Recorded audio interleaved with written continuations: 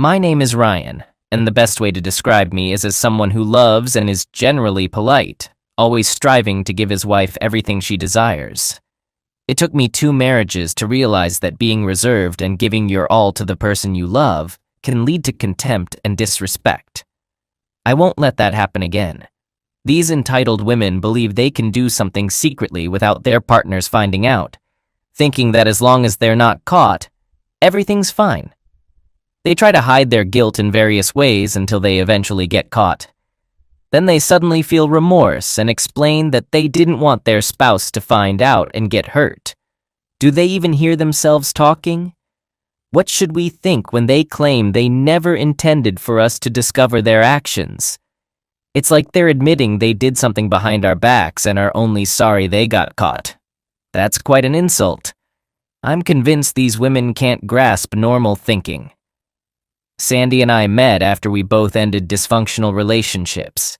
She had spent 3 years with her boyfriend, Billy, who left her for a younger, more attractive girl. Sandy was left heartbroken and with low self-esteem because the man she loved dumped her. She never really got over Billy, and that always bothered me to some extent. I'm Ryan, and I'm 6 years older than Sandy. I was married for 5 years to an incredibly attractive, seductive woman who made my world spin. I was deeply in love with her and expected to spend my life with my ex-wife, Charlotte. However, she had affairs behind my back during a time when I was completely infatuated with her. It took me a year to discover her infidelity, and it hurt me deeply. I left her and swore I'd never allow it to happen again. Afterward, I realized that trust would be an issue for me in any new relationship. Sandy and I were aware of each other's past baggage. I helped Sandy overcome her self-esteem issues as she worked hard to improve her body and appearance. She devoted her free time to shopping for new clothes, spending hours at the beauty salon, and playing tennis. With my support, she transformed into a confident, attractive woman. In return, Sandy, knowing my history, helped me overcome my confidence issues. She always reassured me that I was her one and only love and how fortunate she felt to have found me. Every day, she expressed her love for me and ensured all my desires were fulfilled. Our life was still vibrant, and we were at least 4 times a week. We continued to share kisses and cuddles on the couch, and our love for each other remained strong.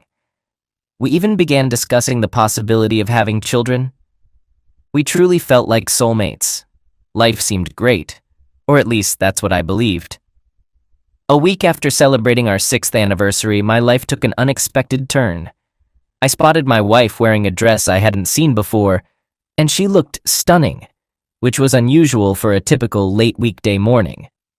To clarify, I wasn't secretly watching my wife, but we have a home video surveillance system that I occasionally check when I'm feeling bored at work. I find solace in watching our dog Brandy, my little dachshund, especially after enduring my stressful job as a bond broker. However, on that particular morning, when I saw the live video feed, I grew curious. There she was, the love of my life, dressed in a very short, alluring red dress and extremely high heels. Her hair was perfectly done, and her makeup looked flawless. It had been years since I'd seen her look this attractive, and it made me feel uneasy and anxious. So I decided to call my wife and inquire about her plans. I dialed her number on my cell phone. "Hey babe, just sitting here thinking about you. How's your day going? Tennis today?" "Hey honey, I miss you. I don't have anything scheduled for today. No tennis because Kara hurt her ankle, so I've decided to take the day off." "Oh, that's unfortunate. I know how much you enjoy playing tennis. So what's on your agenda then?" "Well, I'm not entirely sure. I haven't made any specific plans. Perhaps I'll head to the gym. Would you be interested in meeting for lunch? I can swing by the house and pick you up." "That's very considerate, babe, but not today. I'm feeling a bit bloated and I'm not particularly hungry right now. I'll simply have a protein shake at the gym. I'll see you tonight. I love you, baby." 2 didn't say my usual, "I love you" when we parted ways, and I'm pretty sure she noticed because I always say it before ending our calls. She lied to me and I need to figure out why she did that. Some things are difficult to handle, Even though I trusted Sandy after all these years, I had a GPS tracker in her car that I rarely used. Initially, I installed it for security purposes, but sadly, I was now using it to spy on my wife. Right after I hung up the phone, I left my office, went to my car, and activated her tracker. She was heading downtown, so I followed her in that direction. My office was close to downtown, and 15 minutes later, I caught up with her. When I saw her entering the parking garage, I parked on the street and waited by the entrance for her to come out. 5 minutes later, my lovely wife, wearing high heels and a dress, was heading towards Fellini's, an upscale restaurant. I stood there, my stomach in knots, hoping I wasn't being deceived by another woman. When I saw her waving to a man in front of the restaurant, I knew I was in trouble. I moved closer, trying to stay out of sight, and witnessed him greet her with a kiss. They exchanged a few words, and he took her hand as they entered the restaurant. I quickly crossed the street and peered through the window. As they stood in front of the hostess, their arms around each other, I noticed Sandy leaning affectionately on his shoulder. Tears welled up in my eyes, but soon, anger overcame me. I wiped my eyes, took out my phone, and started taking some pictures through the window. While I was snapping pictures, I saw him turn to Sandy and kiss her passionately. I captured some photos just as she responded with an equally passionate kiss. The pain in my heart and the anger in my head pushed me down a dark road. I couldn't decide what to do before the hostess showed them to their table. I felt my blood boil when I realized the man was Billy, her ex-boyfriend, the guy who had broken her heart and caused her so much pain. She knew how much I disliked him and that I'd made it clear she should never speak to him again. She clearly didn't respect my wishes. My anger got the better of me when I realized that in just the past hour she had lied to me, dressed provocatively to meet her ex, kissed him passionately, and was spending the whole day with him. That kind of disrespect and humiliation was unacceptable, and I couldn't put up with it any longer. The promise I'd made to myself after my last marriage prevented me from being patient and accepting such disrespect. It was over, and all that was left was to hear more lies and excuses from my soon-to-be ex-wife.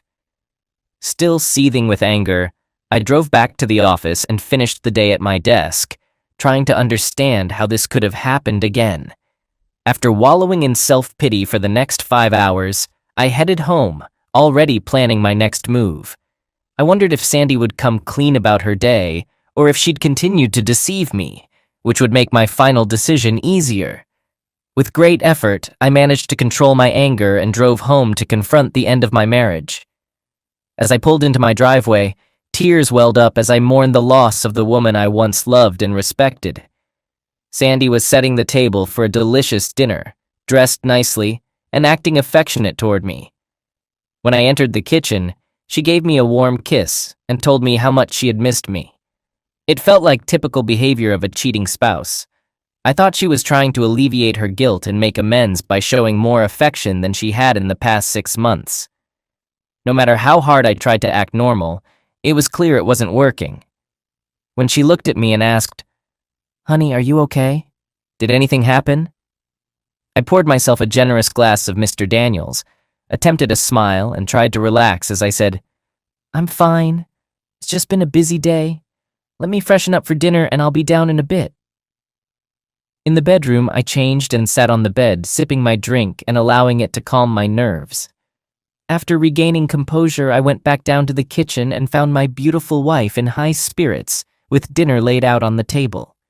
She seemed content with the day she'd spent with her boyfriend. We sat together, and I initiated a conversation. "This is a lovely dinner, Sandy, and you look stunning today. Thank you." "I love you, honey, and I love cooking for you," she replied with a satisfied smile. We sat in an uncomfortable silence for a few minutes. While eating, I noticed Sandy glancing at me, curious about what was bothering me. Did she feel guilty? Would she finally tell me the truth about her day? I was about to find out in the next few minutes.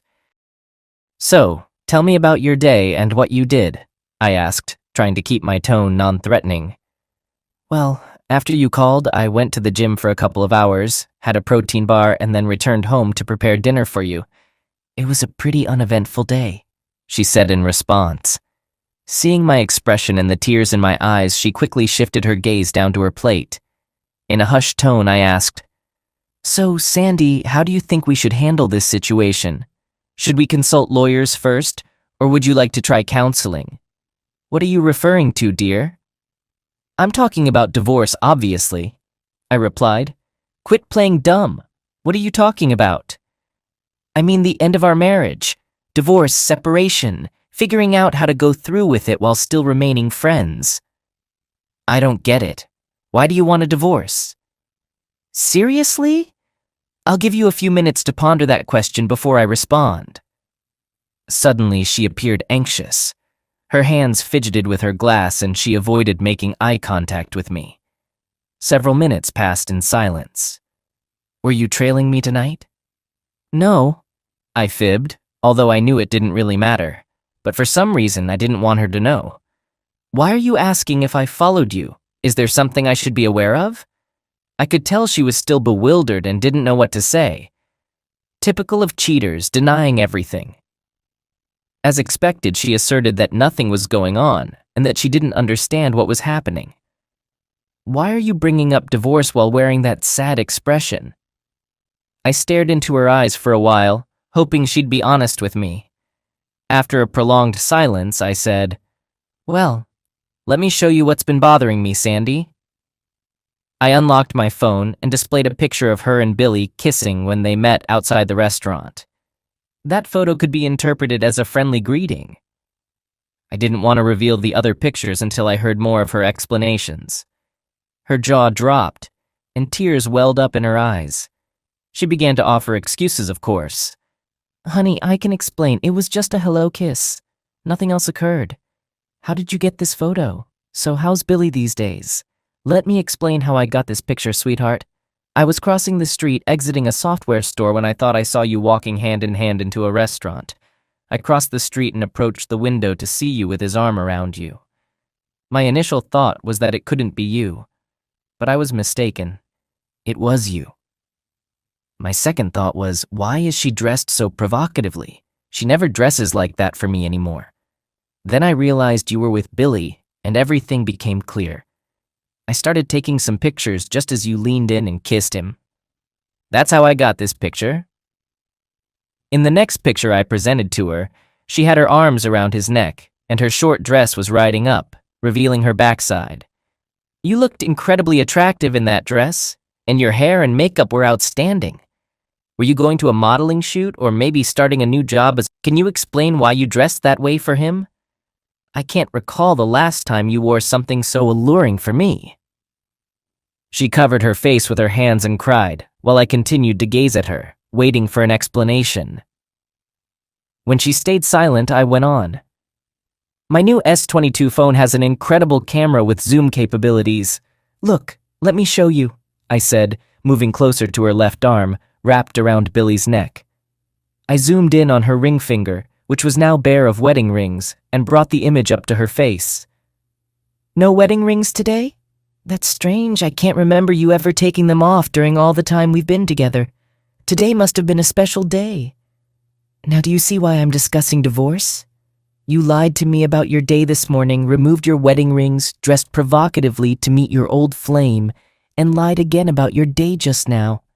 You're sitting here lying to my face, telling me you went to the gym today and had nothing for lunch.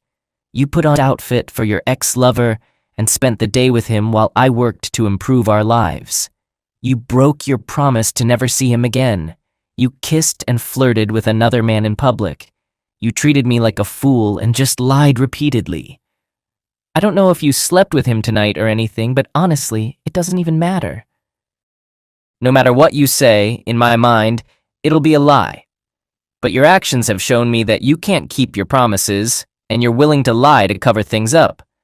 You tried your best to look appealing for your ex-lover, worked with him, and abandoned our marriage by removing your rings. Then you lied to me over and over. It seems to me that's a valid reason for divorce, and I think you know it." Sandy was deeply shaken. She hadn't truly considered the consequences until now. The way Ryan articulated it made her feel like she had been unfaithful, which had never crossed her mind before. Up until this moment, she had regarded it as harmless teasing and flirting, nothing serious. But for the first time since Billy had approached her, she realized that it had evolved into an emotional connection and could easily be seen as cheating on her husband, if not physically, at least emotionally. She continued to cry and realized that if the roles were reversed, she would react the same way. "What have I done?" she muttered to herself. Her heart ached, and she felt sick to her stomach due to the pain she had caused her husband. She had to get through to Ryan and save their marriage. "Ryan, you have to trust me. Nothing happened. We parted ways after dinner, but you have to believe me. Nothing happened. It was just lunch," she said, sobbing and searching for a way out. "I understand now how it looks, and if the situation were reversed, I'd feel exactly the way you do now. I'm so sorry. Can you please try to forgive my foolishness? It's more than just foolishness. Since you did this with your ex-lover, the one person you vowed to avoid, can you explain why you dressed like that for him without your wedding rings? Can you explain why you held hands and kissed him? Can you explain why you lied repeatedly to my face? Tell me, darling, does our marriage mean nothing to you? And yes, if the roles were reversed, I'm sure you'd feel very differently." "Ryan, honey, we can't let our marriage crumble over something like this.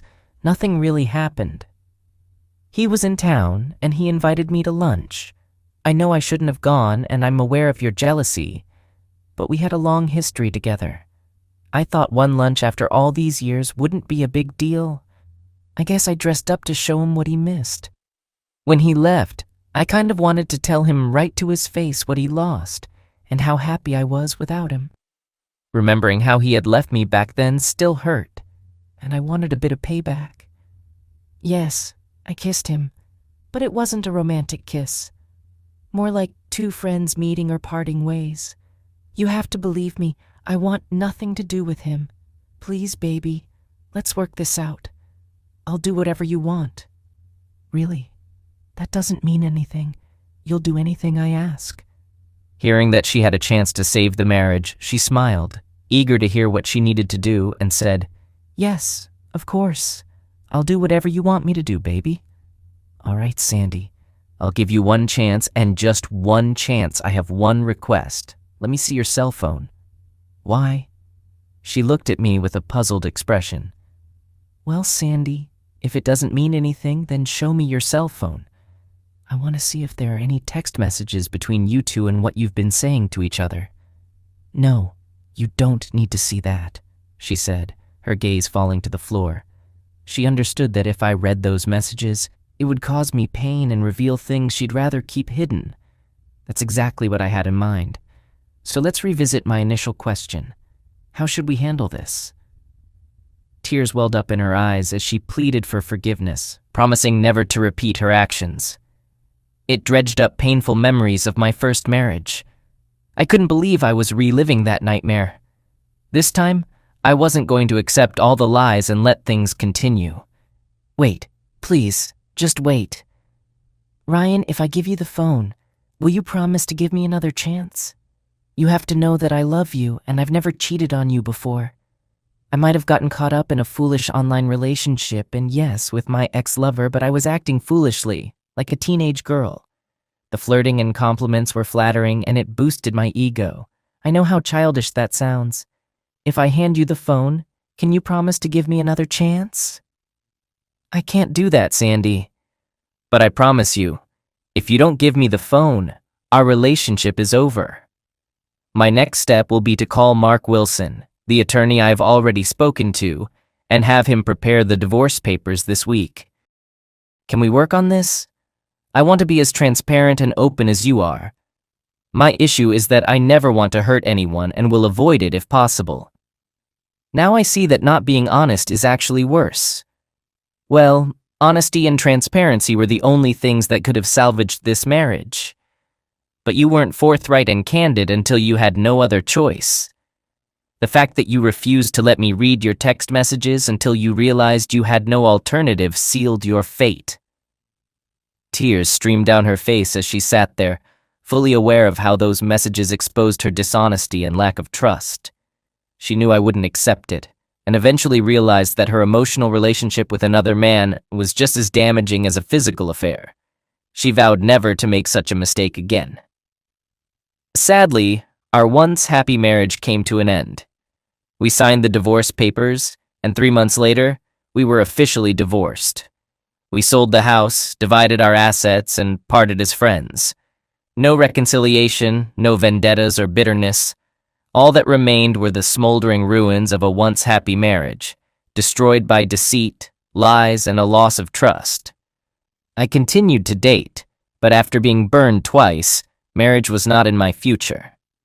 Sandy and Billy got together, and 2 months later, Sandy became pregnant. Billy abandoned Sandy as soon as he learned about the pregnancy, instructing her to handle it because he wasn't ready for children. The next day, Billy vanished, leaving Sandy holding the baby. According to her sister Debbie, Sandy was a mere shadow of her former self. Her self-esteem had once again been shattered. Sandy remained in a perpetual state of depression, especially when she lost her baby due to a violent fall down a long flight of stairs in her apartment. Her life had gone from paradise to sheer hell, all because of her vanity and selfishness. She simply couldn't forgive herself for ruining our once happy marriage and losing my love and respect. Trust, loyalty, and respect. You violate one, and you lose them all.